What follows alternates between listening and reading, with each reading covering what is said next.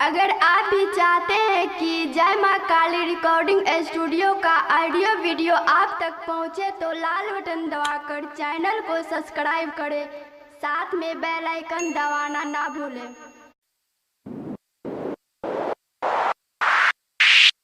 क्या सबके नाच देखाब्या मुरली बाला, क्या सबके नाच देखाब्या मुरली बाला। डीजे चंदेश्वर पंडित पिपरास चौक, डीजे चंदेश्वर पंडित पिपरास चौक। अभी आप सुन रहे हैं जय मां काली रिकॉर्डिंग स्टूडियो फुलपरास चौक से। मैया यशोदा कृष्ण कन्हैया, मैया यशोदा कृष्ण कन्हैया, बारा नटखट बाला। सबके नाच देखाबो मुरली बाला, क्या सबके नाच देखाब्या मुरली बाला। मैया यशोदा कृष्ण कन्हैया, मैया यशोदा कृष्ण कन्हैया, बारा नटखट बाला। सबके नाच देखाबो मुरली बाला, क्या सबके नाच देखाबो मुरली बाला। हाँ सबके नाच देखाबो मुरली बाला। डीजे चंदेश्वर पंडित पिपरास चौक, डीजे चंदेश्वर पंडित पिपरास चौक।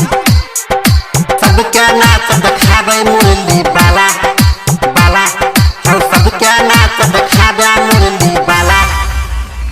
मैया देवकी के 8वां पुत्र रहले, मामा कंस के वध करे आएले, मामा कंस के वध करे आएले।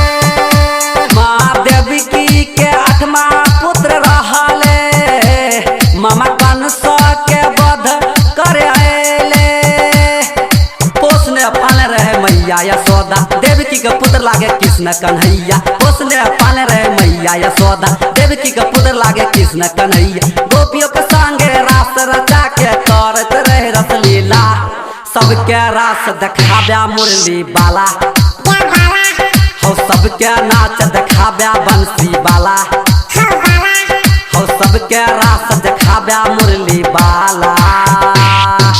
डीजे चंदेश्वर पंडित पिपरास चौक, डीजे चंदेश्वर पंडित पिपरास चौक।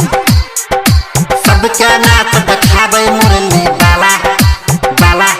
हो सबके नाच देखाबे मुरली बाला। राधा कृष्णा के मिलै छै जोड़ी, घर घर करै छै चोरी, घर घर करै छै चोरी। हाँ राधा कृष्णा के मिलै जोड़ी, घर घर करै छै चोरी। माधव जी के रहन पाता, गाबै छै कृष्ण के कथा। माधव जी के रहन पाता, गाबै छलै कृष्ण के कथा। डीजे चंदेश्वर लगाबै छै कृष्ण जी के जयकारा। सबके नाच देखाब्या मुरली बाला, क्या सबके नाच देखाब्या मुरली बाला। क्या सबके नाच देखाब्या मुरली बाला। मैया यशोदा कृष्ण कन्हैया, मैया यशोदा कृष्ण कन्हैया, बारा नटखट बाला। सबके नाच देखाब्या मुरली बाला, क्या सबके नाच देखाब्या मुरली बाला। हो सबके नाच देखाब्या मुरली बाला। डीजे चंदेश्वर पंडित फुलपरास चौक। 91 13 90 67 65।